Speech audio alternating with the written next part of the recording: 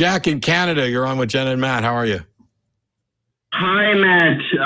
Thanks for taking my call. Sure. How can we help? Yeah, I called last time and it just didn't go well because, I started trying to be friendly, but for some reason kind of became hostile. Okay. So I'm going to try to preface it the same way and let's hope it goes well this time, right? Yeah, good for you for trying again. That's awesome. Yeah, so I just want to say again, right? I am not against atheists. I'm not trying to come into this space and preach or anything. I'm aware that there are many people who watch this show who, are not necessarily having the best experience with religion, right? And I don't think like it's fair to come in and, rub it in their nose. That's not me, right? I respect everybody. I happen to be Roman Catholic. That's part of my identity, but, no problem with other people. Okay, if you are happier that way, then it's up to you. That's my view. Now, moving on, right? Do you think that's a good thing, though, Jack? If somebody's happy being a heroin addict, are you going to say, hey, as long as you're happy, good for you? Well, yeah, I would consider myself a libertarian in that regard. Okay, cool. Keep going. Yeah. So now I don't want to speak for any groups as monoliths, but I do believe we have to use some designations, right, to simply make to simply make progress. So I believe that you and Jenna belong to a group that we can call organized secularists. Do you have any objections to identifying you as a part of this group? Yes. You do?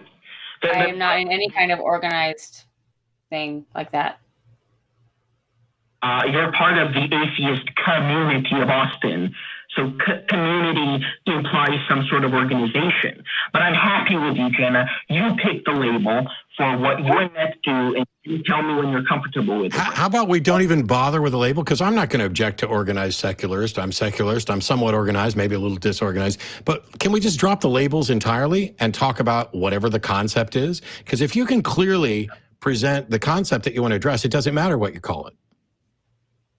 Well, no, it does matter because I just want to. No, it doesn't. No, Jack, this is a non-starter with me.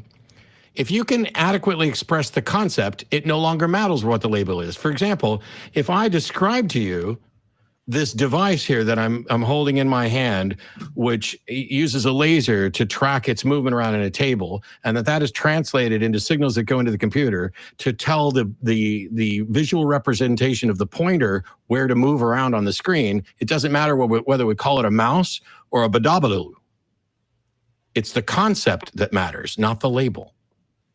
That's correct, but this call is going to be about different expectations people have when it comes to organized religious groups versus organized secularist groups. So that's why it would be better to identify. And that's fine. I'll just move along, right? So I think personally, again, with all due respect to atheists, that atheist groups in general have their expressions have different tolerance level in the eyes of the public than do religious groups, right? Hang on, Jack. No, I'm talking, right? No, I'm pausing you, Jack. I'm pausing you. See, that's how that works. I decide when we're going to pause for a second for clarification. So you're saying essentially that atheists, the things that atheists say and do are viewed differently by the public than what religious people say. No, I'm talking about organized groups, people who are atheist activists. There are many people there are many people who lack belief in God, right, that are not in the same group as you are. They're not part of the atheist community. They don't share your values or Jenna's values. So I'm not talking about atheists in general. Okay, I'm talking about... but they're...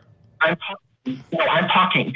So the problem is, can anyone hear me, or is there a problem with my microphone? I'm waiting for you to get to the point and finish so that I can correct this. Okay. So my point is, right, that if, let's say, a Christian wrote a book arguing that a Muslim is not a good critical thinker by the virtue of not arriving at the same view that we hold, right, it would be considered, in the eyes of the public in the Western world, pretentious and unbecoming. Whereas for an atheist activist, not just an atheist, but an atheist activist, to make that same point, that all Christians are non-critical thinkers because they don't arrive at the same conclusion, right, is viewed as somewhat enlightened or did you understand where I'm sort of leading? Oh, I know exactly where you're leading, and you're wrong, and absurdly so, because the vast majority of people that make up the public are in fact religious, correct? I mean, I don't know what the latest polls are, but I assume that more people... Oh my God. Do you think the world is peopled by a majority of people who believe religious views? Yeah, I do think so, yeah. Yeah, so stop pretending like you guys are the ones being set aside and victimized and marginalized. Atheists are the one who are marginalized. Are there laws? And granted, these aren't currently on the books anymore. They're not valid. But are there laws that would prevent you from running for office? No, I don't think so. And just okay, and now I know you're in Canada, but you're aware that the United States, there are places that these laws are no longer, by the way, every atheist out there, you can and should run for office, and you can and should vote. Even though the Constitution of the state of Texas says that no person shall be eligible for public office unless they believe in a higher power, the Supreme Court has ruled that that law does not carry any weight and cannot be used. You, as an atheist, can run, no matter what the Constitution of Texas says. However, Jack, has there been a law, let's just stick with the United States for now, because I don't want to get up on Canada stuff. Has there been a prohibition against Christians running for office? Well, this certainly has been against Catholics, for example. I'm Catholic. But, you know, the thing is, I object to that happening, too. I mean, I don't understand why... I don't care what you object to. You called in to basically say that you are in a class of people that are marginalized and put upon and are viewed negatively for your views, and that I'm in some special fucking privileged position where it looks enlightened. You know why it looks enlightened? Because I'm actually not running around saying Christians are delusional. I'm not talking about religion as mental health issues. What I'm doing is addressing the claims and the actual arguments and the evidence and pointing out what is irrational. And what I'm being presented with are fallacies and crybaby whiny tactics, which is what you're doing today. Well, again, I don't want the us versus them mentality of we Catholics. Then you shouldn't have called into your entire call is an us versus them call. Your entire call, what the call screener wrote down that you wanted to talk about was that atheist groups are held to a different standard than religious groups. Your entire call is about us versus them. How dare you suggest that's not why you called? No, I think that atheist groups, right, are held to different standards. That doesn't mean... I don't care what you think about atheist groups. Am I allowed to finish a sentence? Because it looks like No, you're not allowed to finish a sentence anymore. Bye. I don't... Are you there? No. I didn't hang up on him. I didn't either. Oh, well. Guess he's gone. I'm sorry, Jenna. I mean, I don't know. I don't know why I have to be in some kind of organized group. Like, why I can't just be my own agent. I don't understand. So the thing is, Jack had called when Shannon and I were on. And we had a talk, and it didn't go particularly well, which is why I wasn't particularly optimistic about this. So this isn't the first time we've had to deal with Jack.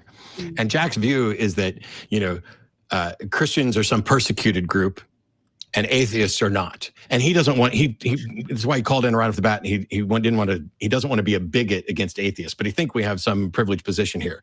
And so Jack is actually living two fantasy worlds, one in which there's a God and one in which he's persecuted for believing in a God, when in fact, in the Western world, the United States and Canada, he's still in an immensely privileged position just by virtue of the fact that he believes in a God at all. And yet he wants to call in and say, oh, well, you're part of an atheist organization, which means you're viewed as enlightened. No, I'm viewed as enlightened because I'm fucking right. And I'm not arguing with fallacies. That's why. Yep.